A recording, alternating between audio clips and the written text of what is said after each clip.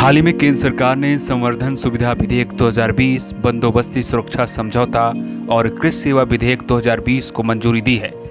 सरकार ने तो इन्हें किसानों के हितों का बताकर मंजूरी दी है, लेकिन किसान इन बिलों को लेकर ऊहापोह में है। किसान इस बिल का असल माजरा समझ ही रहे थे कि उससे पहले केंद्र सरकार में मंत्री हरसिमरत कौर ने इस्तीफा देकर ये बता दिया कि किसानों को लेकर लाए गए बिलों में बीजेपी के उनके सहयोगी दल ही उनके साथ नहीं है। अब सवाल है कि आखिर केंद्र सरकार के द्वारा लाए गए विधेयकों में ऐसा क्या है जिसे लेकर घमासान मचा हुआ है। दरअसल केंद्र सरकार का दावा है कि इन विधेयकों के आने के बाद किसान अपनी मर्जी का मालिक होगा, यानी वो अपनी फसल को कहीं भी बेच सकता है। कहीं भी से मतलब है चाहे तो सरकारी मंडियों में अपनी फसल को बेचे या फिर खेत से ही प्राइवेट कंपनियों को।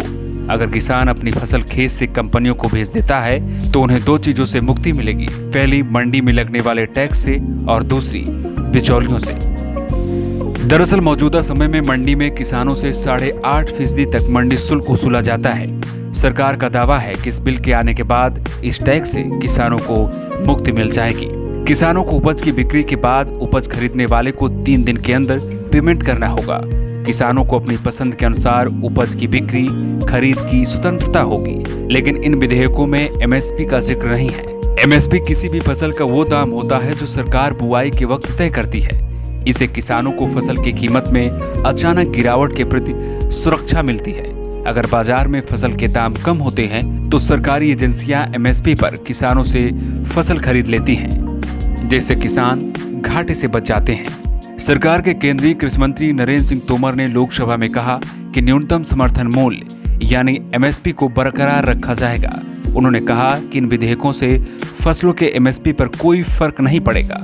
किसानों से एमएसपी पर फसलों की खरीद जारी रहेगी।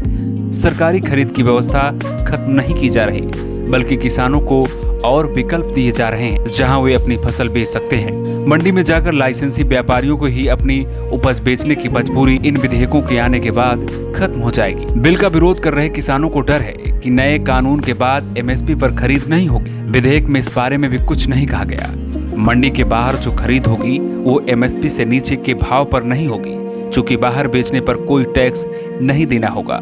ऐसे में किसानों को फायदा मिल सकता है। हालांकि अगर बाहर दाम कम मिलते हैं तो किसान मंडी आकर फसल बेच सकता है जहां उन्हें एमएसपी मिलेगी। कई मंडियों में 8.5% तक टैक्स किसानों को देना पड़ता है। यह किसान से वसूला जाता है।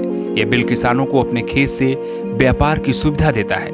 मंडी के बाहर होने वाले इस व्यापार पर किसानों को कोई टैक्स नहीं देना होगा। यानी विधेयक में सुविधाएं तो हैं, लेकिन एमएसपी को लेकर किसानों के बीच असमंजस की स्थिति है कि क्या सरकार उनके लिए एमएसपी को खत्म कर देगी या फिर एमएसपी जारी रहेगी। किसान ये चाहते हैं कि इन विधेयकों पर एमएसपी भी दर्ज की जाए कि एमएसपी कभी खत्म नहीं की जाएगी, लेकिन सरकार ने फिलहाल ऐसा कोई प्रावधान इन विधेयकों में नहीं किया है। आने वाले दिनों में सरकार क्या फैसला लेती है ये देखने वाली बात होगी। आगे की जो भी अपडेट होगी आप तक न्यू टाइम्स पहुंचाता रहेगा।